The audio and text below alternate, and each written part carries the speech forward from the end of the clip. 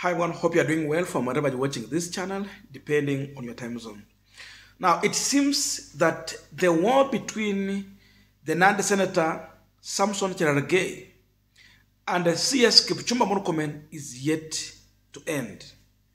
At one point in a funeral, Cherargei was heard very clear in Kalenjin dialect telling Kipchumba Murkomen to give contracts to Nandi County residents, but not outsiders, in order to build the community. But Kipchumba, in his response, he was very wise. He told him that if Ruto was thinking like him, then he would have never become the president, because we have so many Kalenjins who have got so many contracts in other counties. So when you talk about giving our own people contracts here, what do you mean? Do you mean that those Kalenjins who are getting contracts in other counties to come back home and lose those contracts? That was the question from Kipchumba Murkomen. Now, we have Nandi residents who have seen very clear and heard very loud, complaining about Kipchumba Murkomen reducing their budget in terms of infrastructure. We have issue of road. So they're saying that Kipchumba has to come out and apologize in 7 days' time because of one reason. They woke up early in the morning and they voted for one, William Samoei Ruto. Because of that, they are demanding for a bigger budget. And Kipchumba Murkomen is the thorn in the flesh. I have no any problem of anyone in this country asking for project or development. I have no problem. It is their right, they have to. But I have huge problem when someone starts the narrative of tagging project or development in terms of how they voted. Voting and development, how? Of course, if we have to do so, then we have to say bad leadership is in power and therefore they are failing people. Not, oh, we voted for you, so give us project. Then those who do not vote for you, they have to lose. The question is, what will Nandi count? How much are you giving in taxes that you demand for more projects than other people? Because now you are tagging this to the votes. That's what makes me to bring in the question. How much are you giving in taxes? The best way to ask for development is to link your taxes to what you are demanding, but not how you voted. Tumekuja hapa kusema ya kwamba maendeleo atuombi, maendeleo tunapewa kama voters. Tulipiga kura na tulipiga mapema sana saa 12. Na hatukujua tunaenda kuomba hatukujua tunaenda kuomba maendeleo ikuje Nandi. Tunajua tunapewa kama share ya Nandi. Kama share tulifika kura kwa sababu tulikuwa najua tunapata share yetu. Kwa hivyo tunamwambia Murkomen tumepea siku 7 aombe msamaha wa viongozi hao wawili na viongozi na voters wa Nandi.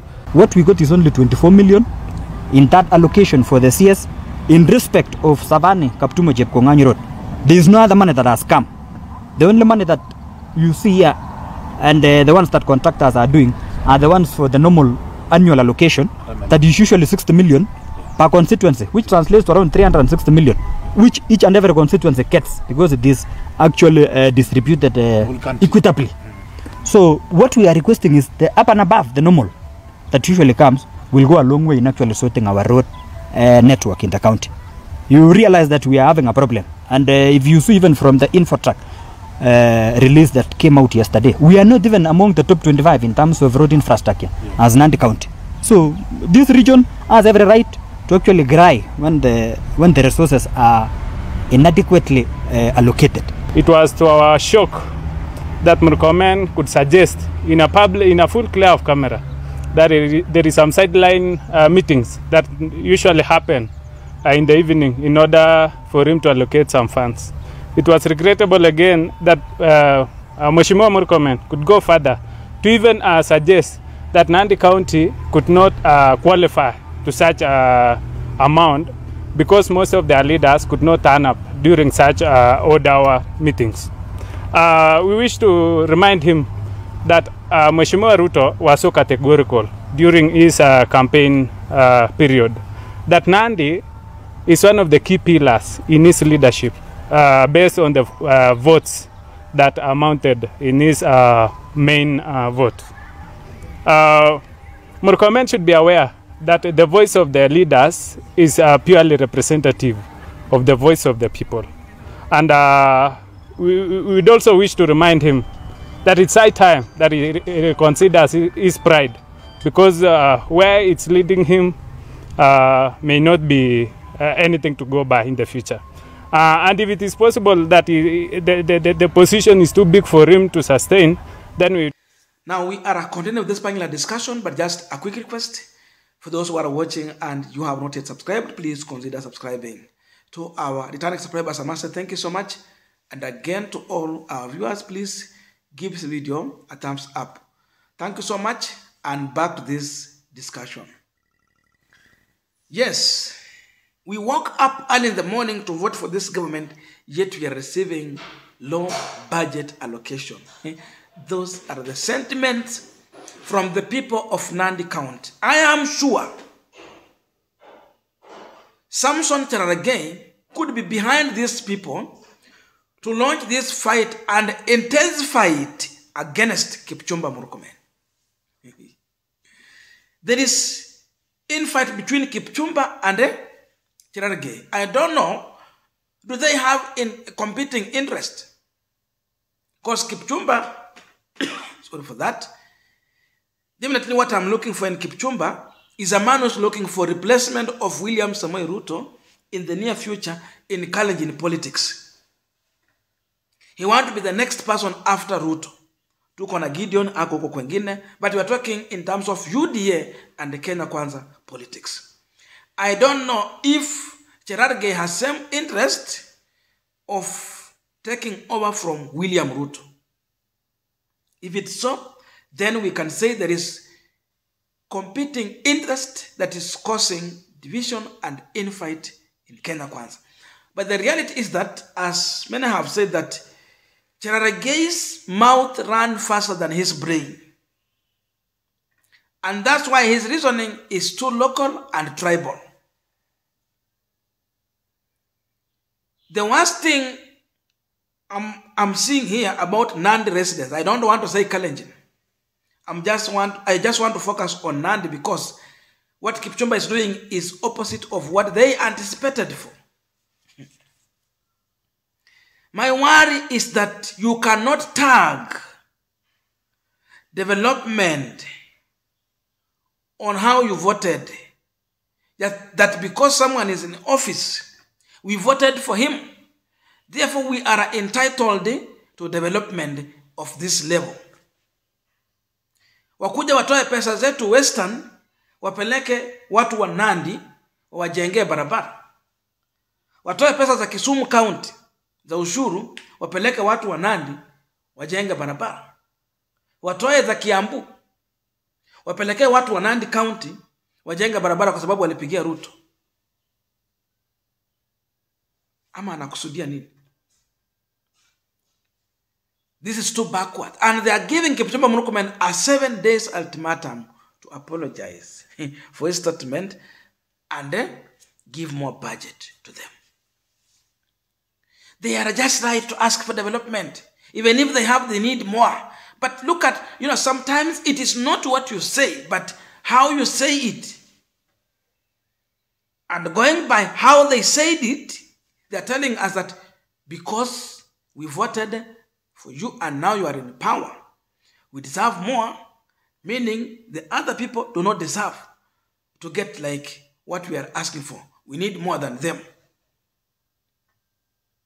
A wise person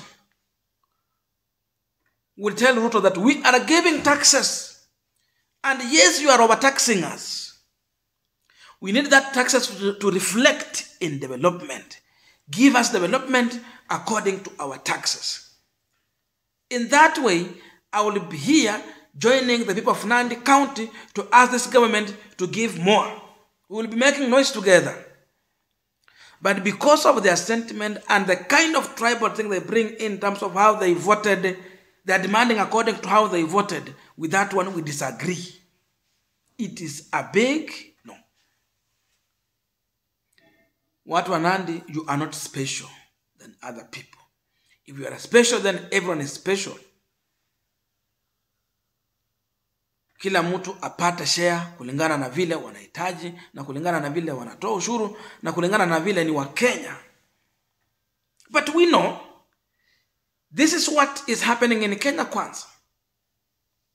Yes, for now we have not seen any development project from William Ruto. What is launching, it is what was initiated by the then President Uhuru Kenyatta. Ruto is yet to start his own project. But there is a perception here that he is going to focus on his own area. Nakula alipata kura. Nisema Mount Kenya, Rift Valley. But we are seeing even the mountains are complaining, of course. If you will go in that direction, then people might resort to what Raila Odinga said at one point. That when our people will not receive development and we don't see value for our taxes, then we are going to recall our people and ask them not to give taxes to this government.